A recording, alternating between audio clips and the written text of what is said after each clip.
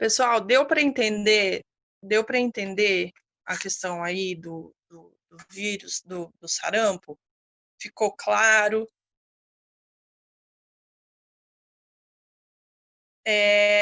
Como eu disse, pessoal, é importante, memorizem, comecem assim, podem fixar mais, eu digo, até mesmo pela questão da prova, tá? Sendo bem direta mesmo, pela questão da prova, nessa questão da estrutura, tá? Se é como que é qual família pertence, gênero, o material genético. E além disso, aqui no sarampo é importante a gente destacar essa manifestação clínica, tá? Ou seja, porque às vezes pode confundir, né? Vamos supor que tenha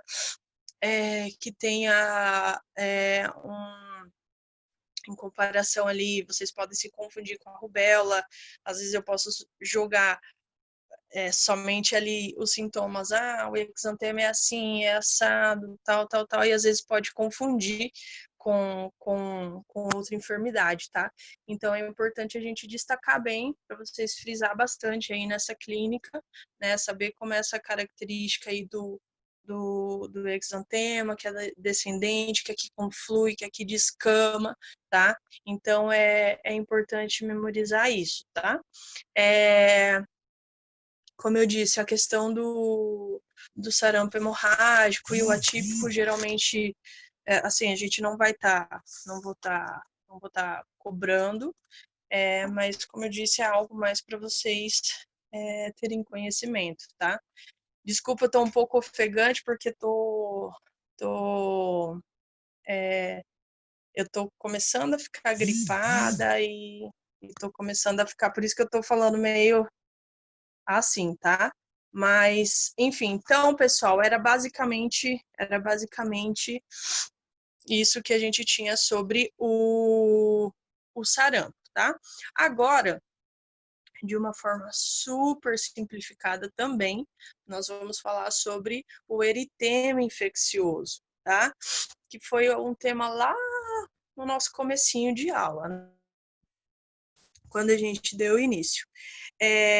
Então, pessoal, é ainda uma enfermidade que faz parte ali das enfermidades exantemáticas, né? Ela pode ser considerada também como a quinta enfermidade, por ser a última desse grupo, tá?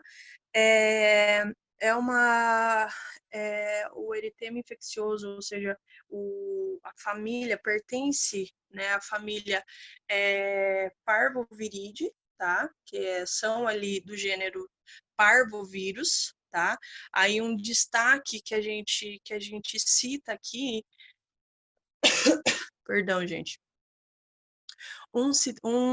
Tô bem, espero que não seja Covid, né? Um destaque aqui, pessoal, é que o subtipo, né, que vai causar enfermidade, né, no ser humano é o B19. Então, a gente memoriza parvovírus B19, que vai causar enfermidade no ser humano, tá? Que aí, então, obviamente, vai ser o nosso eritema infeccioso. Tá? Então, a família Parvoviride, né? Gênero Parvovírus, eles apresentam um tamanho de aproximadamente 26 nanômetros, tá? O material genético deles é de DNA aqui, tá? Diferente dos outros, que a maioria são RNA. Aqui é DNA de fita simples também, tá? Eles não são envelopados, tá? Diferente lá do outro também, que apresenta um envelope viral, né? A cápside com formato icosaédrico e tudo mais, né? Agora, a transmissão é de uma forma parecida também com as outras gotículas respiratórias, tá? A patogênese em relação a como ela afeta ali o nosso organismo, como ele se replica, também é da mesma forma, tá? a pessoa inala essas partículas virais, tá? E aí, então, chega ali no nosso trato respiratório, tá? Principalmente ali no trato respiratório, na porção superior ali, né? Principalmente na nasofaringe. Eles vão, pessoal, chegar também até os linfonodos, tá? Se replicam. E aí, então, pessoal, eles chegam à corrente sanguínea, tá? E aí, então, se dissemina, né? Produz ali a viremia e pode se estender para todo o corpo, tá? Agora, pessoal, uma característica importante também só falar um pouquinho antes do período de incubação. Geralmente é entre 4 a 14 dias, tá? Agora, pessoal, uma característica é que dentro ali desse subtipo, né, né, da família ali do parvovírus, nós vamos ter o que nós denominamos como eritroparvovírus, tá? Eritro porque ele já tem ali uma afinidade ali com as hemácias, principalmente, tá? E o que acontece? O eritema infeccioso, ele vai se desenvolver, né, ele consegue se desenvolver nas células eritropoéticas da medula óssea, né? Então, né, eles estão, ou seja, ali nas células onde formam as hemácias, né? Então, ele se desenvolve nas células eritropoéticas da medula óssea. E esse parvovírus, né, o B19, ele tem a capacidade de destruir essas células. Ele pode destruir essas células. Então, pessoal, em um paciente que apresenta já uma hemólise crônica, como, por exemplo, uma anemia hemolítica, esse vírus ele vai diminuir ainda mais, ele vai diminuir reduzir bastante a hemoglobina desse paciente. E isso pode levar a que esse paciente desenvolva uma crise aplásica ou aplástica, tá? Onde esse paciente vai apresentar um sequestro esplênico, onde ele vai precisar de transfusões, tá? Então, assim, a modo de conhecimento, importante a gente destacar que eles vão se desenvolver ali nessas células eritropoéticas da medula óssea, principalmente ali nessas células que formam as hemácias, e esse vírus, ele pode, inclusive, destruir essas células, tá? Então, quando a gente tem um caso de um paciente que já tem um déficit, que já tem que já tem um problema ali, uma hemólise crônica, por exemplo, né, esse vírus vai diminuir ainda mais a questão que ele está destruindo ali, ele vai diminuir a hemoglobina desse paciente, e esse paciente pode vir a apresentar uma crise aplástica ou aplásica, tá? Que aí, então, posteriormente, ele vai precisar de transfusões, tá? Então, é algo que a gente precisa destacar que pode vir a acontecer, tá? Então, agora, sobre a clínica desse vírus, ou seja, dessa enfermidade. O paciente vai apresentar febre, tá? Ele pode vir a apresentar febre, também esse mal-estar geral, essa inapetência, cefaleia. Agora, pessoal, ele vai apresentar algo característico, que é o que nós denominamos como face esbofeteada, né? Face esbofeteada, como se você tivesse batido nesse paciente, dado um tapa nesse paciente que fica a marca, tá? Então, ele que fica geralmente ali na bochecha, né? Então, esse paciente vai apresentar essa característica, né? Essa face esbofeteada, né? Que a gente fala. Ele pode apresentar esses exantemas ali também no tronco, nos membros, tá? E essas características de mal-estar geral, de febre, tá? Prurido, tá? Pode chegar a coçar, né?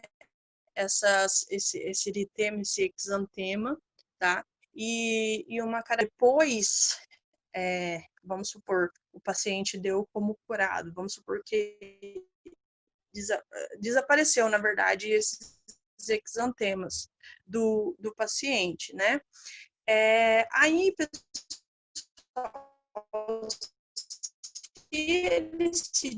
se ele passar por um estresse muito intenso ou ficar exposto ao sol, né, a temperaturas mais elevadas, né, ele pode voltar, esses exantemas podem voltar a aparecer. E aí, então, é o que nós chamamos de recidiva, né, na questão somente ali do exantema, tá? Outra característica, pessoal, importante, que esse paciente numa gestante, né? Deixa eu só eu tomar um fôlego aqui.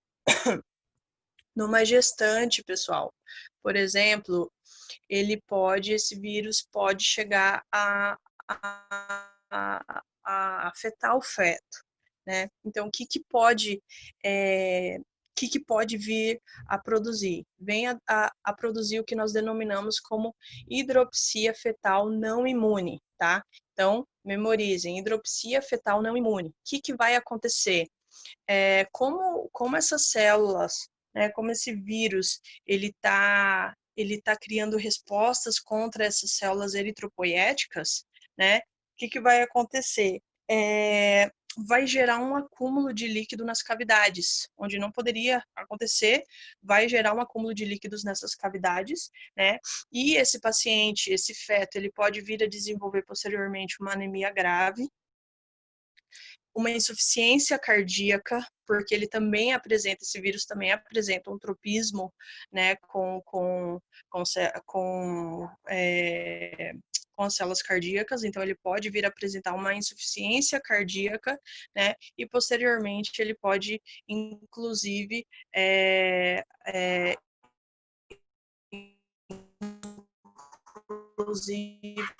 chegar a óbito também, né? No caso aí desse feto, né? Aconteceu uma morte fetal ou até mesmo um aborto espontâneo, tá? Então é uma característica que, como ele está atacando, como ele pode vir a atacar essas células eritropoéticas, né? Ele vem gerar uma resposta contra essas células e pode causar esse acúmulo de líquidos também, que pode vir a desenvolver esses tipos de complicações, tá? Mas, assim, de uma forma geral, assim como lá no sarampo é raro, né? Ou seja, menos infrequente de acontecer certos tipos de complicações, aqui também, tá? De uma forma mais geral, quando a gente fala sobre o eritema infeccioso, a gente já se depara, a gente já pensa, tá, nessa face esbofeteada, como se essa criança tivesse levado um tapa ali, tá? Geralmente, ela acomete mais crianças entre 4 e 5 até os 15 anos, tá? Tem uma preferência por essa faixa etária. E aí o diagnóstico a gente, né, usa a clínica. Aqui a gente também usa a dosagem de GG, de IgM, tá? Até pode fazer o PCR também, mas geralmente a clínica vai indicar, assim, vai nos ajudar bastante, tá? Principalmente por essa característica dessa marca, né, no rosto desse paciente. Tanto que foi até um caso clínico, né, uma atividade que a gente desenvolveu, né, com vocês em algumas semanas atrás, tá? O tratamento, a gente também faz um tratamento sintomático, um tratamento de suporte, e assim, também é uma enfermidade que tem uma evolução benigna, né, não causa muitos problemas, exceto em essas características que eu citei para vocês, que como eles podem se desenvolver ali nessas células, né, eritropoéticas, eles podem vir a causar, em algum momento, né, essas complicações, tá? Mas, assim, de uma forma geral, não é muito comum. Quando a gente fala sobre o eritema, né, como volto a repetir, quando a gente fala sobre essa clínica, memorizem essa face esbofeteada que a gente já vai, que assim, de uma forma bem simples, vocês sabendo que o paciente está apresentando ali, vamos supor, caiu um caso clínico, né, ou até mesmo na prova, vocês nem vão precisar terminar de ver os outros sintomas que ele está apresentando, porque vocês já vão saber que é característico da enfermidade, tá? Basicamente, sobre o eritema infeccioso é isso. Memorizem também só essa questão aí da estrutura para diferenciar. Eu digo isso, pessoal, porque às vezes na prova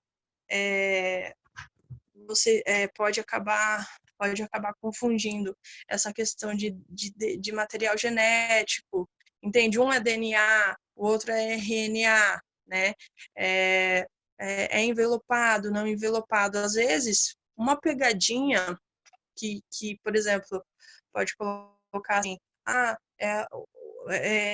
sobre o parvovírus, é um, é um vírus com um tamanho, né, de 26 nanômetros, que é envelopado, que causa o eritema infeccioso, que isso, que aquilo, tem todas as características corretas, exceto ali a questão, por exemplo, do envelope, porque ele não é envelopado, e isso pode induzir ao erro, tá? Então, é mais assim, sendo super direta mesmo, para vocês fixarem bem essas questões, tá? Essa parte da estrutura.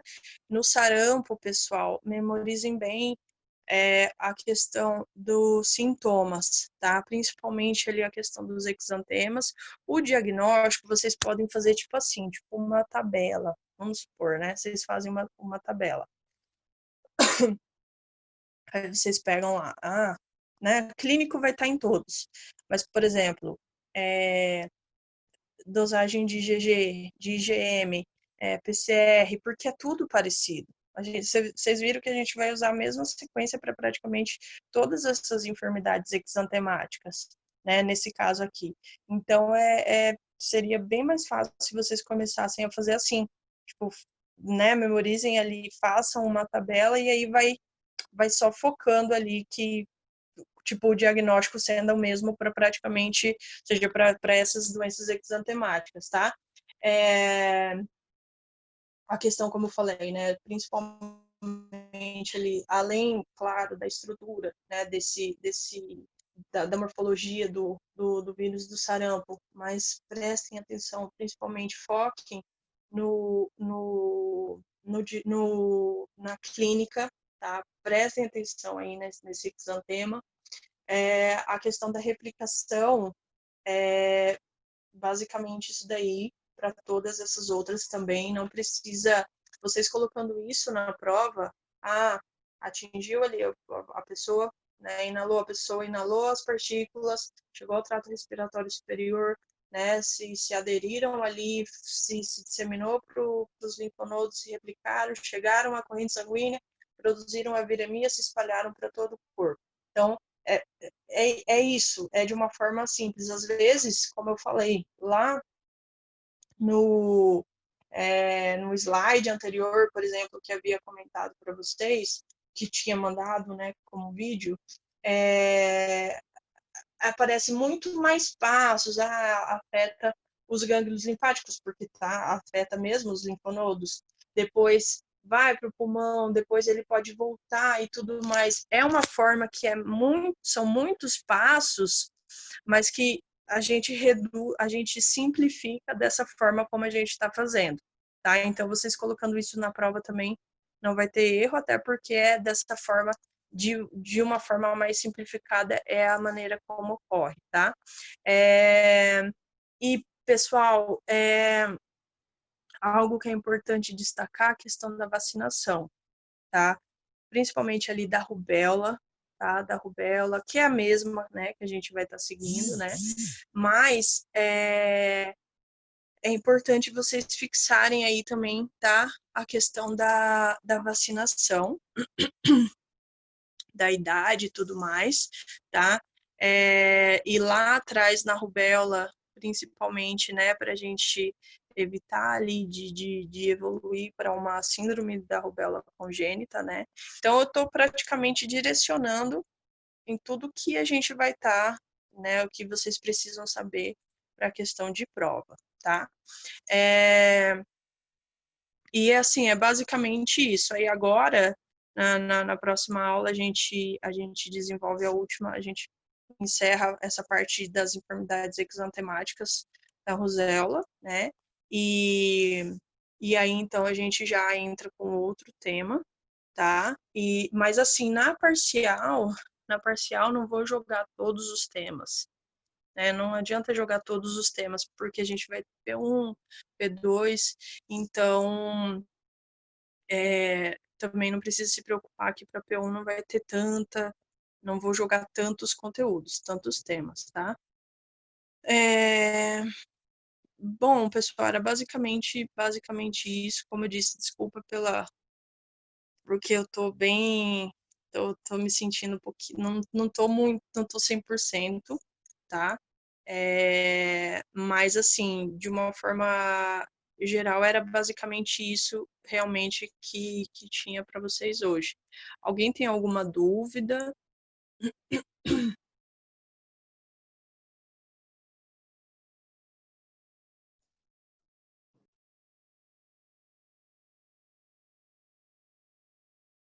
Tá tudo bem esse horário para vocês?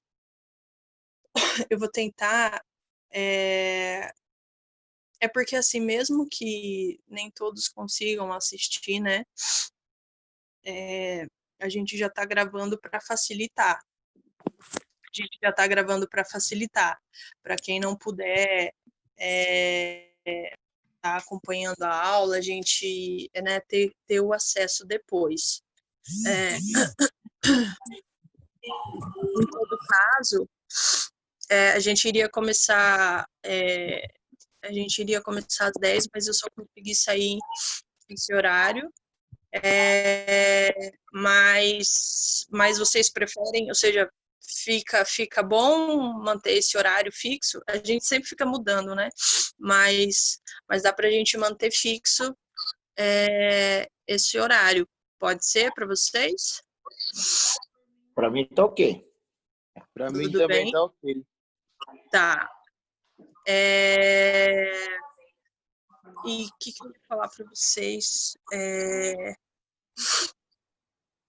A gente vai desenvolver essa questão das matérias, dos temas que a gente já havia passado para vocês e reforçando como a gente está fazendo, né? Estou direcionando o que vocês precisam focar mais e tudo mais. E quando a gente desenvolver um tema novo, porque vocês praticamente já estão encerrando virologia, tá? Quando vocês estiverem quando a gente começar, aliás, um conteúdo novo, aí então a gente vai trabalhar só dessa forma, fazendo a nossa videoaula aqui, né? E aí eu mando um slide só escrito para complementar o resumo de vocês, né? Porque às vezes, né, tipo, porque no slide a gente sempre coloca uma coisa mais completinha, né, para ficar mais bacana. Aqui a gente vai destacando de fato o que é mais importante, o que vocês precisam, né, o que vocês precisam saber, o que vocês precisam focar, tá? Então a gente faz dessa forma. Assim que a gente vamos esperar terminar agora a P1, e aí, pessoal, a gente já vai entrar com fungos, que é bastante coisa também.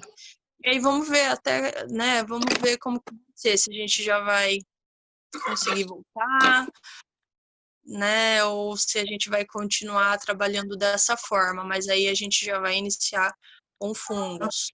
Bastante coisa também. Porque, assim, como eu disse, virologia, vocês praticamente já estão encerrando assim mesmo, tá? O que falta a gente ver também dengue, né? Acho que a gente não viu, influenza, né? Isso aí a gente não viu, né? Mas aí, como eu disse, né, a gente vai direcionando, tá? Alguma dúvida, pessoal? Como eu disse, volto a pedir desculpas, né, por não estar ali no 100%. Professora, as atividades ainda vai aceitar? Ai, gente, as atividades é que o pessoal da secretaria, eles têm o acesso, né, eles sempre pedem a senha, né, da plataforma para eles terem acesso ali. E eu já tinha entregado para eles os nomes de quem já tinha feito, porque é a partir daí que eles vão disponibilizar para a prova, né? Mas vamos ver como que dá para fazer para não prejudicar ninguém, para habilitar todo mundo para fazer a P1, tá? Aí eu converso com eles, inclusive eles estão mandando aqui que a gente precisa... Que horário, gente? Que horário fica melhor para vocês para a gente fazer a prova?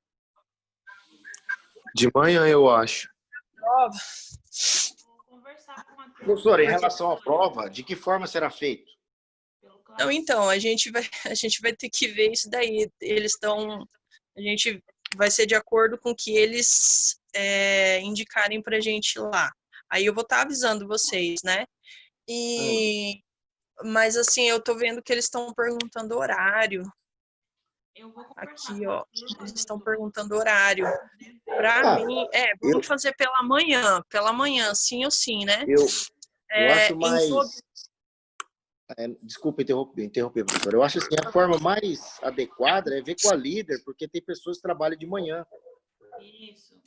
Alguém vai estar do trabalho, né? Então precisa ver a Entendi. disponibilidade, entendeu? Tá, então aí a gente organiza essa questão depois, Larissa. Porque A daí gente trabalha na parte da tarde. nem que um grupo passa pela manhã. Não, vamos ver isso daí então. Daí a gente combina depois, porque eu preciso passar, que eu tô vendo que eles estão perguntando aqui no grupo ali dos docentes para passar o horário. Ai, professora, informar certinho como vai ser dada a prova antes, Não, sim. pra gente ficar meio atento, assim.